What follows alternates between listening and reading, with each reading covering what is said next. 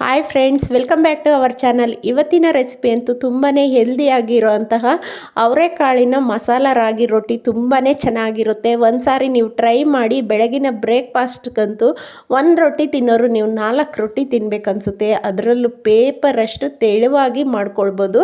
So ಈ recipe try ಮಾಡಿ ನಿಮ್ಮ ಫ್ರೆಂಡ್ಸ್ ಆ್ಯಂಡ್ ಫ್ಯಾಮಿಲಿಗೆ ಶೇರ್ ಮಾಡ್ಕೊಳ್ಳಿ ಪ್ಲೀಸ್. ಹಾಗೆ ನನ್ನ ಚಾನಲ್ನ ಸಬ್ಸ್ಕ್ರೈಬ್ ಮಾಡ್ಕೊಳ್ಳಿ. ಸಪೋರ್ಟ್ ಮಾಡೋದಂತೂ ಮರಿಲೇಬೇಡಿ ಫ್ರೆಂಡ್ಸ್. ಸೊ ಹಾಗಾದರೆ ರೆಸಿಪಿ ನೋಡೋಣ ಬನ್ನಿ. ಮಾಡಿ ಫ್ರೆಂಡ್ಸ್, ನೋಡಿ ಇಲ್ಲಿ ಒಂದು ಬಾಣಲಿ ಇಟ್ಕೊಂಡು ಈ ಮೆಜರ್ಮೆಂಟ್ ಕಪ್ಪಲ್ಲಿ 3 ಕಪ್ ಆಗಷ್ಟು ನೀರನ್ನು ನಾನು ಸೇರಿಸ್ಕೊಳ್ತಾ ಇದ್ದೀನಿ.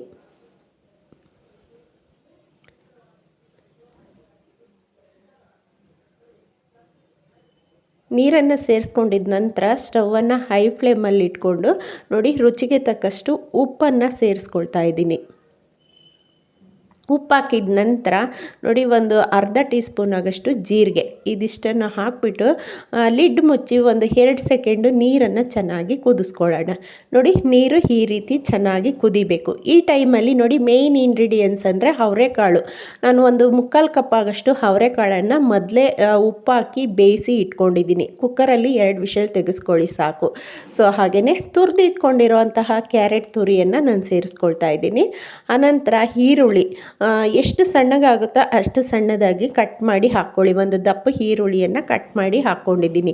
ಇಷ್ಟೇ ಕ್ವಾಂಟಿಟಿ ಅನ್ನೋದೇನಿಲ್ಲ, ಕ್ಯಾರೆಟ್ ತುರಿನೂ ಇನ್ನೂ ಜಾಸ್ತಿ ಹಾಕ್ಕೊಬೋದು, ಈರುಳ್ಳಿಯನ್ನು ಸಹ ಜಾಸ್ತಿ ಹಾಕ್ಕೊಳ್ಬೋದು. ಹಾಗೆಯೇ ಸ್ವಲ್ಪ ಕೊತ್ತಂಬರಿ ಸೊಪ್ಪು. ರಾಗಿ ಹಿಟ್ಟು ನೋಡಿ ನೀವು ಮುದ್ದೆ ಮಾಡಲಿಕ್ಕೆ ಬಳಸ್ತೀರಲ್ವ, ಆ ರಾಗಿ ಹಿಟ್ಟನ್ನು ಸೇರಿಸ್ಕೊಳ್ಳಿ. ಸ್ಟವನ್ನು ಪೂರ್ತಿ ಆಫ್ ಮಾಡಿಬಿಟ್ಟು ನೀವು ಇಷ್ಟನ್ನು ಸೇರಿಸ್ಕೊಳ್ಬೇಕು.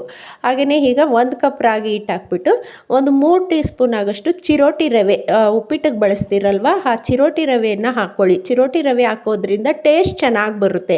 ಸೊ ಈಗ ನಾವು ಹಿಟ್ಟು ಕಲಸೋ ಪ್ರೊಸೀಜರ್ ಅಂದರೆ ಒಂದೇ ಸಾರಿ ಹಿಟ್ಟನ್ನು ಸೇರಿಸ್ಕೊಳ್ಬಾರ್ದು. ನಾನು ಈಗ ಹಾಕ್ತಾ ಇದ್ದೀನಲ್ವ, ಸ್ವಲ್ಪ ಸ್ವಲ್ಪನೇ ಆ ರೀತಿ ಹಾಕ್ಕೊಳ್ಬೇಕು. ಈಗ ಮತ್ತೆ ಇನ್ನೊಂದು ಕಪ್ಪನ್ನು ಹಿಟ್ಟನ್ನು ಹಾಕ್ಬಿಟ್ಟು ನೋಡಿ ಈ ರೀತಿ ಗಂಟಿಲ್ಲದೆ ಇರೋ ರೀತಿ ನಿಧಾನಕ್ಕೆ ಒಂದು 5 ನಿಮಿಷ ಆದರೂ ಸಮಾಧಾನವಾಗಿ ಹಿಟ್ಟನ್ನು ಕಲಿಸ್ಕೊಳ್ಬೇಕು. ಮತ್ತು ಇನ್ನೊಂದು ಕಪ್ಪಲ್ಲಿ ಅರ್ಧ ಕಪ್ ಹಾಕ್ಬಿಟ್ಟು ಇನ್ನು ಅರ್ಧ ಕಪ್ ಹಿಟ್ಟನ್ನು ಉಳಿಸ್ಕೊಂಡಿದ್ದೀನಿ.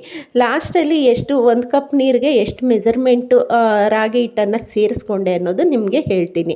ಸೊ ನೋಡಿ ಈ ರೀತಿ ನಿಧಾನಕ್ಕೆ ಸ್ವಲ್ಪ ಸ್ವಲ್ಪನೇ ಹಿಟ್ಟನ್ನು ಹಾಕಿ ನಾವು ಕಲಿಸ್ಕೊಳ್ತಾ ಬರಬೇಕು.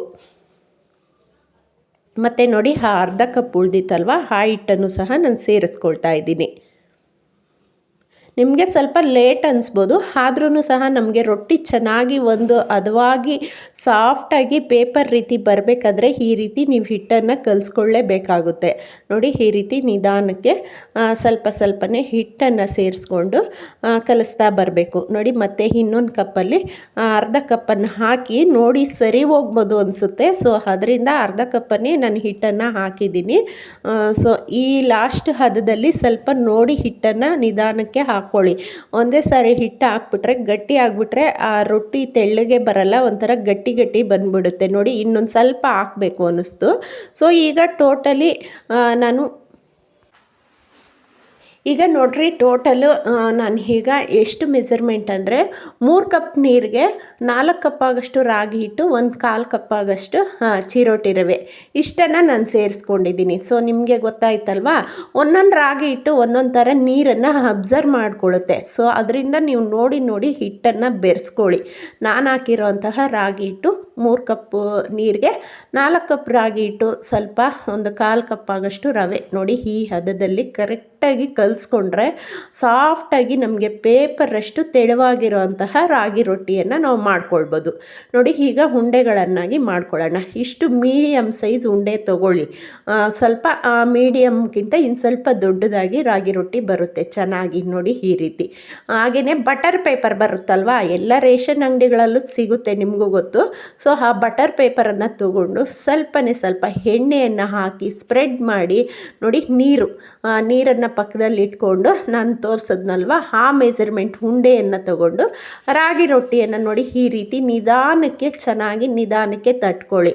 ಆ ಮಧ್ಯ ಅವರೆಕಾಳಿರೋ ಹತ್ರ ಜಾಸ್ತಿ ಪ್ರೆಸ್ ಮಾಡಲಿಕ್ಕೆ ಹೋಗಬೇಡಿ, ಹೋಲಾಗ್ಬಿಡುತ್ತೆ. ಸೊ ನೋಡಿ ಈ ರೀತಿ ಎಡ್ಜಸ್ ಎಲ್ಲ ತೆಳ್ಳಗೆ ತಟ್ಕೊಳ್ಳಿ, ತುಂಬ ಚೆನ್ನಾಗಿರುತ್ತೆ.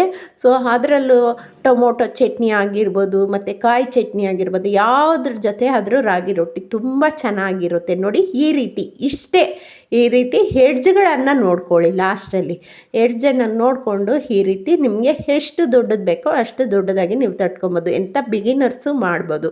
ನೋಡಿ ಈಗ ಒಂದು ಹೆಂಚನ್ನು ಇಟ್ಕೊಂಡು ಸ್ವಲ್ಪ ಎಣ್ಣೆಯನ್ನು ಈ ರೀತಿ ಸ್ಪ್ರೆಡ್ ಮಾಡ್ಕೊಳ್ಳಿ. ಇದು ಹೆಂಚು ಪೂರ್ತಿ ಸ್ಪ್ರೆಡ್ ಮಾಡಿಕೊಂಡು, ಸೊ ಈಗ ನಾವು ತಟ್ಕೊಂಡಿರೋ ಅಂತಹ ರಾಗಿ ರೊಟ್ಟಿಯನ್ನು ನೋಡಿ ಈ ರೀತಿ ಅಷ್ಟೇ ಬಟರ್ ಪೇಪರನ್ನು ಹಾಕಿಬಿಟ್ಟು ನೀವು ಒಂದು 10 ನಿಮಿಷ ಹಾಗೆ ಬಿಟ್ಬಿಡಿ. ತಕ್ಷಣ ಹಿಂದೆನೇ ತೆಗಿಲಿಕ್ಕೆ ಹೋದರೆ ರೊಟ್ಟಿ ಎಲ್ಲ ಪೂರ್ತಿ ಕಿತ್ತೋಗ್ಬಿಡುತ್ತೆ. ಸೊ ನೋಡಿ ಅದು ಬಿಸಿ ಅದು ಏನು ಹೆಂಚಿನ ಬಿಸಿ ಅದರ ಮೇಲೆ ಬತ್ತಾನೆ ಸೊ ಬಟರ್ ಪೇಪರಲ್ಲಿರುವಂತಹ ರೊಟ್ಟಿ ನೋಡಿ ಈ ರೀತಿ ಕ್ಲೀನಾಗಿ ಬಿಟ್ಬಿಡುತ್ತೆ. ಎಂಥ ಬಿಗಿನರ್ಸು ಮಾಡ್ಕೊಳ್ಬೋದು. ಈ ಟಿಪ್ಸನ್ನು ಬಳಸ್ಕೊಂಡು ನೀವು ಮಾಡ್ಕೊಳ್ಳಿ. ನೋಡಿ ಹಾಕಿದ ತಕ್ಷಣವೇ ಒಂದು 2 ಸೆಕೆಂಡು ಐ ಫ್ಲೇಮಲ್ಲೇ ಬೇಯಿಸ್ಕೊಳ್ಳಿ ರೊಟ್ಟಿಯನ್ನು. ಸಡನ್ನಾಗಿ ತೆಗಿಲಿಕ್ಕೆ ಹೋದ್ರೂ ರೊಟ್ಟಿ ಕಿತ್ತೋಗ್ಬಿಡುತ್ತೆ. ಸೊ ಒಂದು 2 ಸೆಕೆಂಡ್ ಚೆನ್ನಾಗಿ ಬೆಂದ ನಂತರ ನೋಡಿ ಈ ರೀತಿ 2 ಕಡೆನೂ ಟರ್ನ್ ಮಾಡ್ಕೊಳ್ಳಿ. ಒಂದು ಸ್ವಲ್ಪ ಈ ರೀತಿ ವೈಟಾಗಿ ಇರೋ ಹತ್ರ ನಿಮಗೆ ಎಣ್ಣೆ ತುಪ್ಪ ಏನು ಬೇಕಾದರೂ ಹಾಕ್ಕೊಳ್ಬೋದು. ಇಲ್ಲ ನಿಮಗೆ ಎಣ್ಣೆ ತುಪ್ಪ ಬೇಡ ಅಂದರೂ ನೀರನ್ನು ಸಹ ನೋಡಿ ಈ ರೀತಿ ಬ್ರಷಲ್ಲಿ ಸವರ್ಕೊಂಡ್ರೆ ರೊಟ್ಟಿ ಅಂತೂ ನಿಜವಾಗ್ಲೂ ಹೇಳ್ತೀನಿ ತುಂಬ ಚೆನ್ನಾಗಿ ಬರುತ್ತೆ. ನೀವೇ ಈ ರೀತಿ ಮಾಡಿ ನೋಡಿ. ನನಗೆ ಕಾಮೆಂಟ್ ಬಾಕ್ಸಲ್ಲಿ ದಯವಿಟ್ಟು ಕಾಮೆಂಟ್ ಮಾಡಿ ತಿಳಿಸ್ತೀರ, ತುಂಬ ಚೆನ್ನಾಗಿ ಬರುತ್ತೆ. ಸೊ ಅದರಲ್ಲೂ ಒಂದು ರೊಟ್ಟಿ ತಿನ್ನೋರು 4 ರೊಟ್ಟಿ ತಿನ್ಬೇಕನ್ಸುತ್ತೆ, ಅಷ್ಟು ಚೆನ್ನಾಗಿ ಬರುತ್ತೆ. ನೋಡಿದ್ರಲ್ವಾ ಪೇಪರ್ ಅಷ್ಟು ತೆಳುವಾಗಿರುತ್ತೆ. ಸೊ ಈಗ ರೊಟ್ಟಿಯನ್ನು ತೆಗಿತಾ ಇದ್ದೀನಿ. 2 ಸೈಡು ಚೆನ್ನಾಗಿ ಬೆಂದಿದೆ. ಈ ರೀತಿ ಬೇಯಿಸ್ಕೊಳ್ಳಿ. ಮತ್ತೆ ಇನ್ನೊಂದು ಅದೇ ಪ್ರೊಸೀಜರಲ್ಲೇ ಮಾಡಿ ತೋರಿಸ್ತಾ ಇದ್ದೀನಿ.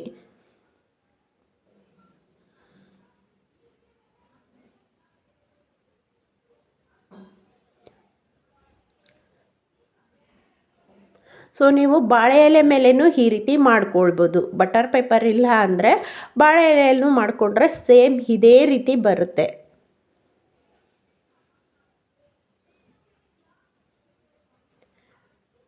ಹೆಂಚು ಮಾತ್ರ ಚೆನ್ನಾಗಿ ಬಿಸಿ ಆಗಿದ್ರೇ ರೊಟ್ಟಿ ಚೆನ್ನಾಗಿ ಬರೋದು. ಇದನ್ನು ಗಮನದಲ್ಲಿ ಇಟ್ಕೊಳ್ಳಿ. ಐ ಫ್ಲೇಮಲ್ಲೇ ಬೇಯಿಸ್ಕೊಳ್ಳಿ ರೊಟ್ಟಿಯನ್ನು ಅಷ್ಟೇ, ಹೆಂಚನ್ನು ಅಷ್ಟೇ. ಮತ್ತೆ ಹೇಳ್ತಾ ಇದ್ದೀನಿ ಬಿಗಿನರ್ಸ್ಗೆ ಹೆಲ್ಪ್ ಆಗಲಿ ಅಂತ. ನೋಡಿ ಇಷ್ಟೇ ನಮಗೆ ಈ ರೀತಿ ಸುಲಭವಾಗಿ 2 ಕಡೆನೂ ಟರ್ನ್ ಮಾಡ್ಕೊಳ್ಳಿ. ತುಂಬ ಚೆನ್ನಾಗಿ ನೋಡಿ ಎಷ್ಟು ಚೆನ್ನಾಗಿ ಬೆಂದಿದೆ. ಜಾಸ್ತಿ ಕಪ್ಪಗೆ ಸೀಸ್ಲಿಕ್ಕೂ ಹೋಗಬೇಡಿ. ಒಂದು ಮೀಡಿಯಮ್ಮಾಗಿ ಬೇಯಿಸ್ಕೊಳ್ಳಿ ರೊಟ್ಟಿಯನ್ನು. ತುಂಬ ಅಂದರೆ ತುಂಬ ಚೆನ್ನಾಗಿ ಬರುತ್ತೆ.